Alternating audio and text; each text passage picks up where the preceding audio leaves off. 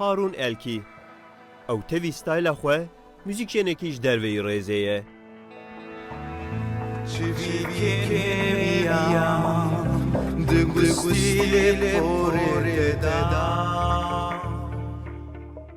دەمێکێ دوو و درێژێک و خەباتە موزیکا کوردی دکە. ئەوش باژارێ ئەلکەیەک و وەک بەیت و شەباب ژی تێناسین. هارون بە ئاوایەکی نوژەن موزیکا کوردی پێکتینە. ئاوازên کوردی و ئامورên ڕۆژاوایی tevlî hev dike û sentezeke balkêş derdixîne holê. Ev yek ji aliyê guhdarvanan ve jî gelekî tê ecbandin. Müzîkşenê hêja berê koma rewşen de bûye û bi müzik û awazên xwe rengekî bêhempa daye koma xwe.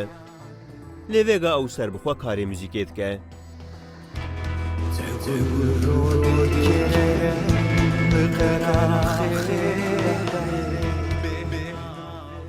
Herî dawî albûmeke bi navê Rev derxistiye ku albûmeke solo ye.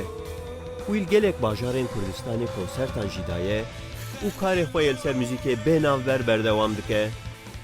Ew bi giştî enstrûmanên rojavayî bikartîne û müzîkeke nûjen pêktîne. Ez Harun Elkî 1975 li Bêtişeva Şirnexê hatim dinê û li wê derê min xwend heya 20 salê xwe jiyana xwe li wê derê min domand û piştî 20 salê xwe derketim derve û li Adanayê di navenda çanda Mezopotamya min dest bi müzîkê kir wekî pêvajoya merhela profesyonel ya müzîkê li wê derê bi koma rewşen min dest pê kir.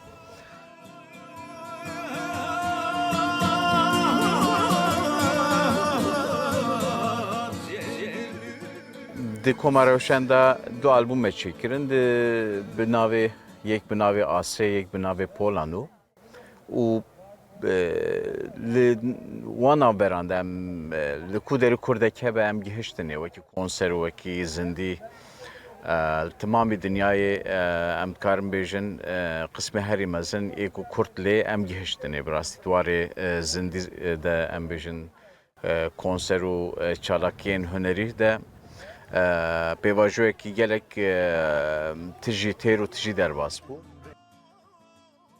Rev wek ku hunermendê hêjatî nezmên, albûmeke ku di standardên cîhanê de ye.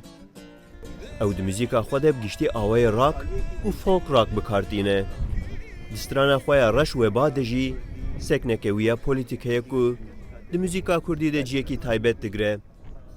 Em ser bûyerên ku di jiyana civaka me de çêdibe heste warin, em mecbûrin xwe wekî berpirsiyarekî dibînin. Her stranekî me de tamekî jiyana Kurdî heye, rastiyekî jiyana Kurdî heye. Alî wî em bêjin çi kulujan be, çi êş û keder be yan jî çi serhildan be, çi berxwedanekî berxwederiyek hebe nava jiyanê de. Ev di tarzê jiyana me êdî girte em wekî hunermendekî alternatîv xwe dibînin di vî warî de. Ji ber wekî reşweba stranên reşweba rastiya fermana heftê û çara tîne ziman bi zimanekî hunerî û sivik ya rastî. Çawa bêjim yanî min xwast ez wê kulê bi şîklekî de di stranekê de bicî bikim.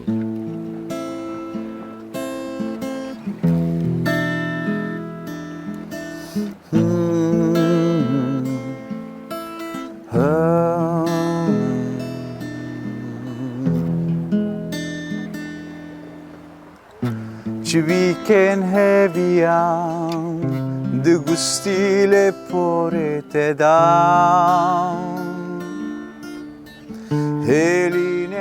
Harun Elkî müzîkjenekî ji derveyî rêzê ye. Ew demeke dirêjek û xebata müzîka Kurdî dike. Bi awayê xwe yê nû û nûjen û tevî awazên xwe diraya xwe de dimeşe. Ya li hêviya me jî dibîne ew e ku em guhdarvan di vê rêwîtiyê de hevaltiya wî bikin. Îjabadû, Rûdaw, Stenbol. Tehniyên newayan dibû.